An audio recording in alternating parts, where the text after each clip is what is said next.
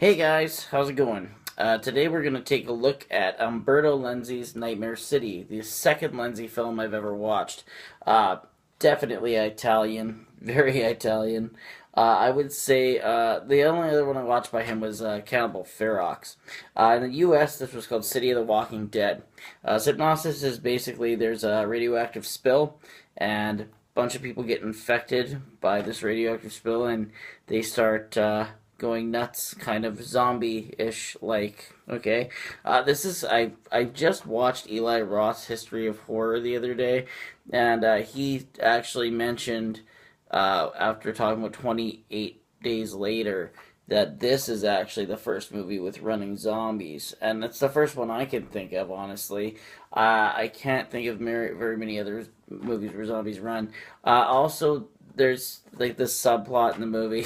Basically, I'm gonna call it the main character is a journalist who is trying to survive, I guess. The ending to this movie, I won't spoil it. I guess I was thinking about spoiling it, but I won't. Is fucked. it's it's the laziest, most tacked on fucking ending ever. But it kind of has charm to it anyway. So I'm gonna just go on with my likes here. Um, the zombies themselves. Okay, this is where the and Umberto. I watched the special features on this, by the way. This is the Blue Underground version. There is a Tales of the Contaminated City interview with Umberto Lenzi, and honestly, he kind of says exactly what I was thinking.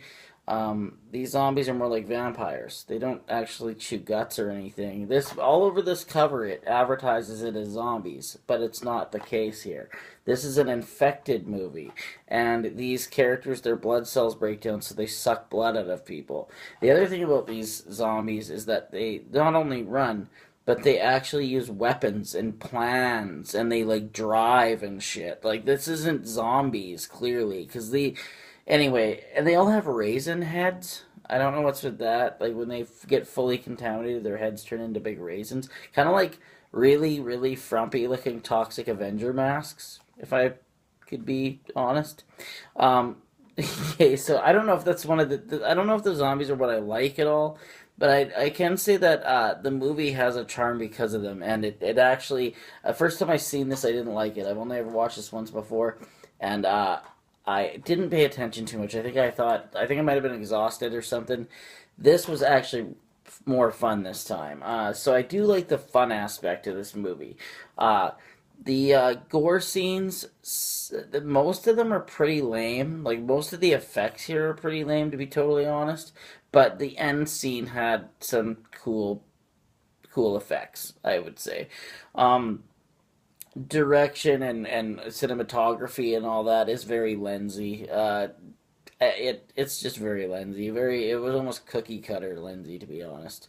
And if you've never seen a Lenzy movie, watch one and you'll know what I mean. Uh, it very much reminded me of Cannibal Ferox. Anyway, because that's the only other one I've seen. So to me, it's very Lenzy. Very Lenzy. That's starting to fucking make no sense. Anyways, so yeah. The acting here is pretty fucking bland, honestly. You've got that colonel dude or whatever, the main like army guy. I don't know what he's supposed to be, a general probably. He's like, my family is out there. I hope they're okay. You know, he's just kind of, and then like some other shit happens, and like it's like an emergency, and he's like, huh. Like he's very bland. Maybe he was supposed to be like calm. I don't know. I don't know. Anyway, moving on. The music in this, if not repetitive, is pretty good. I don't mind the music in this movie. It's not the best Italian scores I've heard. Does it say the music's by here? Not on here. Oh well. Made in 1980, I guess. This is the not rated version, by the way. And then we've got, what? Writing is terrible, honestly. Well, okay, I like the fact that, okay, I have to give the ending away. I'm sorry. If you don't want to know the ending, like, I have to tell you why it's called Nightmare City. Because the guy wakes up and it's all a dream. Which actually helps the movie. oddly enough, because it kind of makes, like, it's tacked on, yes, but it kind of feels like a nightmare. Like, it really does. Like a cheesy one, but you know, so, you know what I mean. You know, it's like kind of like a nightmare, I guess. So anyway, there's that. All right, so moving on. I don't know. I'm trying to think of what the hell else I can say about this fucking thing. Honestly, it was a good watch. It was fun. I'm so happy I liked it more than I thought I would. Basically, you do get to see this guy, so the cover does not lie. Um, yeah, honestly, okay, well, what can I say? I liked it. It was good. The zombies were fucking hilarious mostly. It doesn't really follow much of a story. It follows more of a story than a lot of Italian movies do. Lenzi, I find to be actually one of the more coherent directors in Italian cinema, I would have to say. Uh, but anyway, what would I give Nightmare City? City of the Walking Dead. What would I give it? Honestly, oh, sorry, there was something on my bed that I didn't want on my bed. Splooge. Anyway, what would I give this? Honestly, probably. I can't believe I'm giving it this actually, but a 7 out of 10. Like a solid one, too. This is a fun movie. And look, you can open it up, and this chick looks like she's like, well, it's all sideways. Hold on, I'll try and spin that around. She looks like she's. I was putting it in the DVD player, and I was like, okay,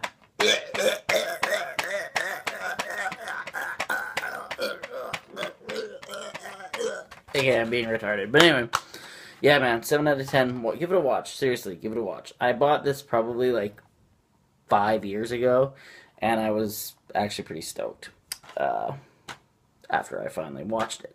So, great movie for the Halloween season. I highly recommend Nightmare City, City of the Walking Dead. Alright, guys? So, I love you. Subscribe to me. Bye.